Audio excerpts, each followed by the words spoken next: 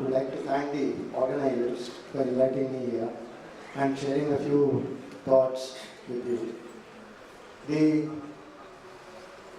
current education system has been transforming over a period of time now, as we know, maybe a little more than a decade now. And there are two distinct areas where that transformation has been happening. First is and before that I'll give you a little idea of what gross enrollment ratio has been, and that's where the difference happens.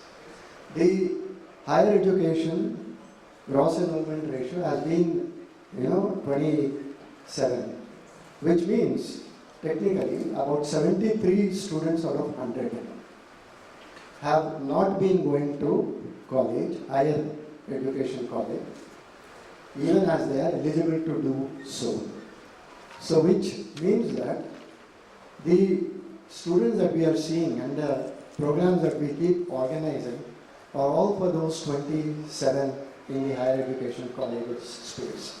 The second is the remaining 73 who are probably into learning or may have dropped out of learning forever.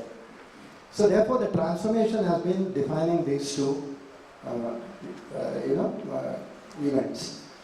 Now there are a lot of industry-driven activity that is happening within the higher education space, and in that 23 scale which I'm referring to at this point of time. A little later we will see what happens to that 73.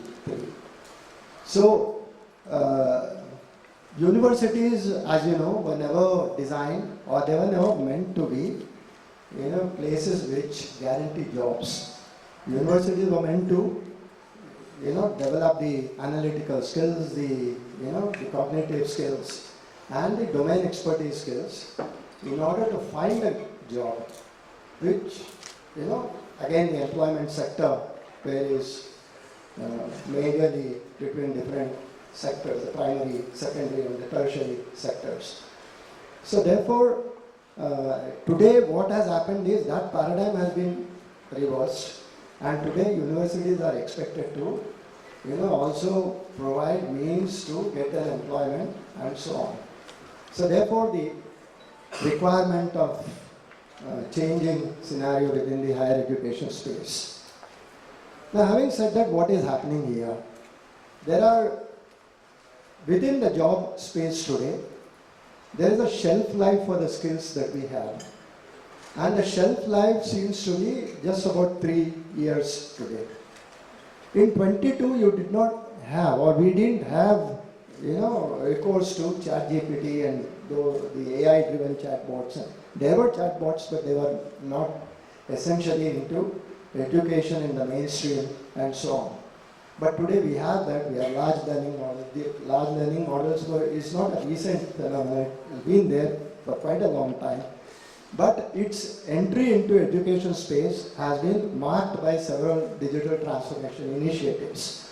So therefore, what is happening today is the shelf life of the skills, which means the student today in the maybe first year, when he takes an admission, he doesn't even know what kind of employment opportunity may be there after 3-4 years time when he passes out.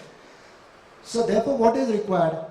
The skilling, reskilling and upskilling, and which needs to continue throughout this period, and therefore that's how the entire system functions today.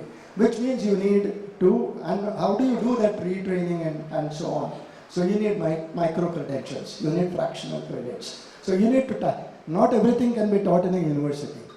Please, there are restrictions on a typical structured university system. So everything that the industry dictates cannot be done within the university.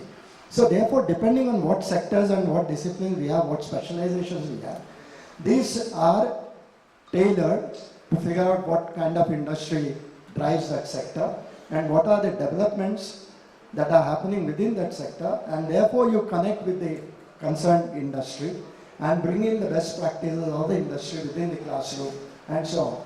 But that again cannot consume the entire curriculum. So there has to be those prerequisites, there has to be those core programs, and the remaining 20-25% which is left must be used to build these skills on a long-term basis. So that is how most of the universities are functioning today. They are doing pretty well. And but having said that, there is also another, anything that we talk about in India is all about numbers. So we have 1,200 universities, we have almost 40,000 institutions and so on. Out of those 1,200 universities, we have 350 odd universities in the public domain. And these 40,000 institutions that I spoke about, incidentally, are all affiliated to those 350 universities where there's a lot of restriction on what can be done and what cannot be done. The university decides the whole thing. The academics comes from the universities, and therefore there is very little play for the institutions which are affiliated to really go out and do some experimentation within the academic space. But those other institutions which are autonomous, which are pretty, they are universities in their own right, the private universities or the deemed university, they have a lot of flexibility and they keep experimenting. There are some very good universities in this country as well. So training, retraining and upskilling is extremely important in current times, and what is required there will depend upon the one's cognitive flexibilities. I mean, that's something very, very important today. Within the industry space, you need to change jobs, you need to switch jobs, not like the earlier times when you could enter a job and retire in that job.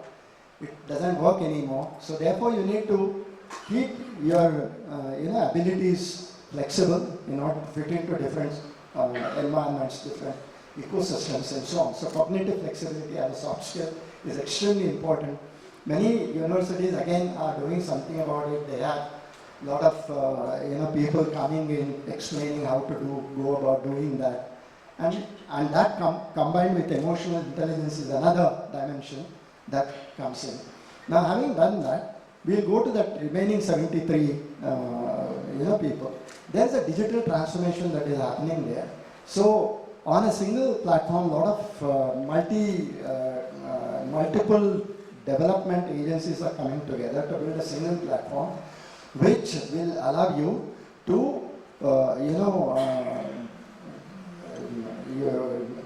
create multiple copies and white label and create different university setups, things like that, which we ultimately call a digital university, and that's where the movement happens to be there. So there are a lot of development that is happening on that score. A lot of content generation is important, so that's another area which is growing. And within content generation, there are different pedagogies that are being used and different ways of getting across to students and, who have different ways of looking at things, fast learners, slow learners. So how do you build that transformational setup on a digital platform is the second point that is happening in the country. So the only way you can raise the GER, the gross enrollment ratio, if you compare with UK or US or wherever, they are much higher than 65, 70, 75 and so on. In UK you have 84 as gross enrollment ratio. So therefore in order to achieve that, the only way is to go through digital medium, and that's what is happening today. And more transformation that happens in the digital space will ultimately come back to the brick and mortar space, and that's where the value proposition lies. Thank you.